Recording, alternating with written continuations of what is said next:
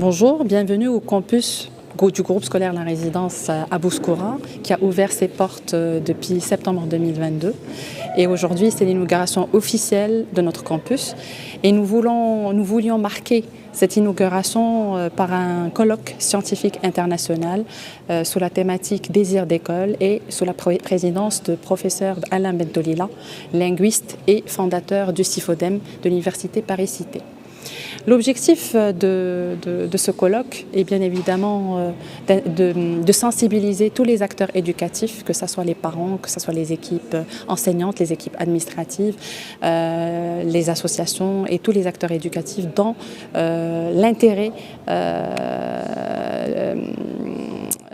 de la recherche pour la mettre au service des pratiques pédagogiques dans les classes. C'était un vrai fil conducteur entre l'intelligence artificielle, la métacognition et comment développer un esprit critique chez les élèves dès le bas âge, c'est-à-dire dès la maternelle jusqu'à la terminale, même aux classes préparatoires aux grandes écoles, car nous accueillons les élèves de la maternelle jusqu'aux classes préparatoires aux grandes écoles d'ingénieurs ou de commerce. Ce campus, il marque aussi les 40 ans d'existence du groupe.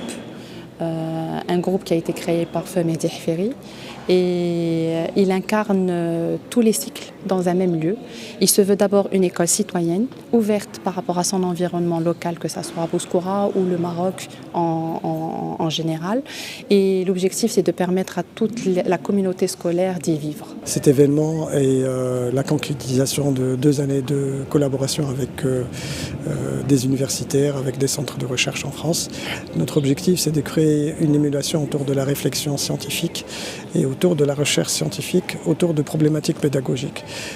Nous avons pensé ensemble, en tout cas avec les directeurs et avec les collègues de France, à ce qui pourrait intéresser la communauté scolaire, c'est-à-dire les enseignants, les parents, les CPE, les élèves. Le problème de l'école aujourd'hui, c'est pourquoi je dois venir à l'école. Alors ce qui fait que le thème de la conférence est désir d'école. Désir d'école, c'est désir d'apprendre, c'est désir d'innover, c'est désir de partager, c'est le désir tout court, parce que in fine, s'il n'y a pas de désir, il n'y a pas de motivation, s'il n'y a pas de motivation, il n'y a pas d'apprentissage. C'est ce qu'on a essayé maintenant de dire à travers tous les ateliers qui ont été tenus aujourd'hui, et ça va aussi dans le sens de la pluralité de cet apprentissage, que ce soit un apprentissage qui commence très tôt pour la maternelle, à travers l'ouverture d'un esprit scientifique, à travers la mise en place de différents ateliers de raisonnement et surtout maintenant des ateliers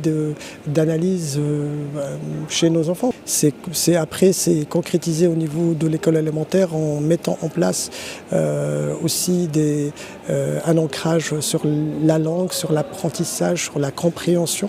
Et quand je dis tout ça, c'est pas stricto sensu sur une langue particulière, il y a aussi normalement dans toutes les langues. Il n'y a pas que le français ou la langue arabe ou la langue anglaise, mais c'est en plurilingue.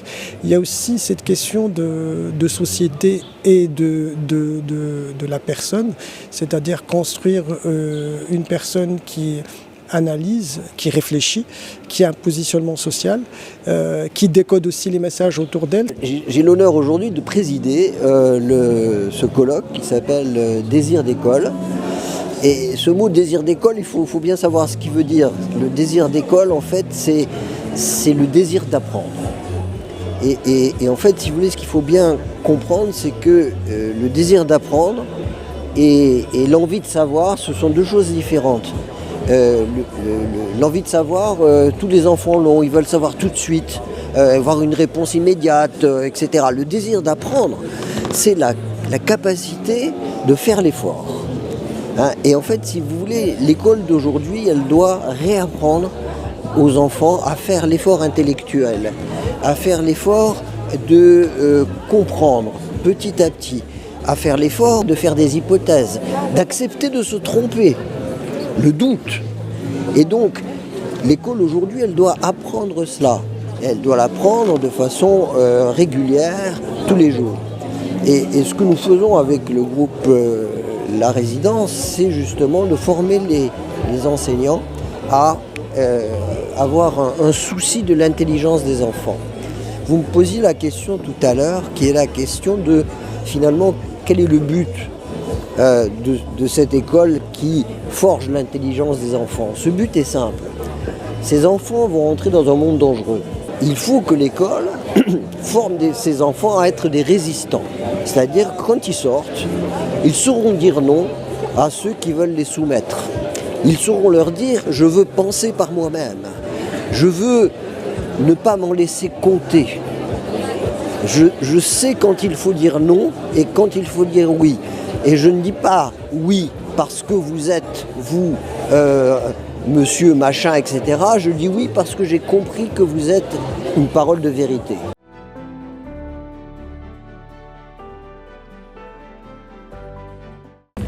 Je suis très heureux de vous adresser quelques paroles parce que j'assiste ici, aujourd'hui, à une réunion très, très exceptionnelle, comme nous en avons très peu d'analogues en France, qui est une grande réunion sur l'enseignement, primaire en particulier, et sur la façon qu'il y a d'enseigner pour que les enfants se développent harmonieusement en esprit, en sentiment et en connaissance. Donc c'est tout à fait exceptionnel d'avoir une réunion comme celle-ci. Nous nous sommes évidemment posé le problème, en connexion d'ailleurs avec nos amis marocains, sur l'enseignement des sciences en particulier.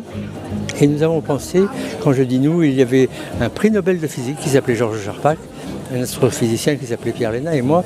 Nous avons lancé une opération de rénovation de l'enseignement des sciences en France, à l'école primaire, qu'on a appelée la main à la pâte, ce qui exprime bien que l'enfant est appelé à utiliser même ses mains s'il le faut, et en tout cas son esprit bien sûr, pour découvrir la science lui-même, et non pas seulement l'entendre de la voix du professeur ou la lire sur des livres ou sur le tableau. Donc, bien sûr, l'enfant doit apprendre des données sur que l'eau bout à 100 degrés C, par exemple. Il doit même l'apprendre par cœur peut-être. Mais en même temps, il doit sans doute découvrir la science de l'intérieur en la faisant lui-même. Par des toutes petites expériences très simples, avec des appareils très peu coûteux qu'on peut trouver dans toutes les écoles, et qu'il découvre lui-même ce qu'on appelle l'esprit scientifique, c'est-à-dire la capacité que nous avons ou que nous n'avons pas de considérer le monde d'une façon rationnelle, raisonnée et finalement logique.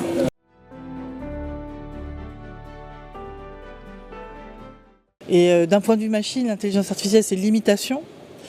Et d'un point de vue humain, c'est surtout une illusion que la machine a des capacités comme les nôtres. Je pense que l'apprentissage machine est très différent de l'apprentissage humain. La machine, elle n'a pas de corps, elle n'a pas de sens. Elle apprend par répétition sur des milliards de paramètres, avec des milliards de données. Dans notre cerveau, on n'est pas capable d'appréhender autant de données. On ne réfléchit pas de la même façon. Nous réfléchissons, la machine ne réfléchit pas. Et c'est important de remettre cela devant les enfants, d'expliquer. L'intelligence artificielle à travers des robots, à travers des chatbots, sont des objets qui sont à la fois extrêmement puissants et en même temps qui peuvent être extrêmement manipulateurs, qui peuvent nous surveiller et qu'il faut bien comprendre quels sont les concepts qui sont manipulés dans ces systèmes pour créer demain un univers qui soit souhaitable, où on améliore notre compréhension de ce que nous sommes, on améliore la capacité de tous à atteindre un certain niveau de compréhension, de bonheur ensemble et qu'on ne soit pas esclave de ces systèmes.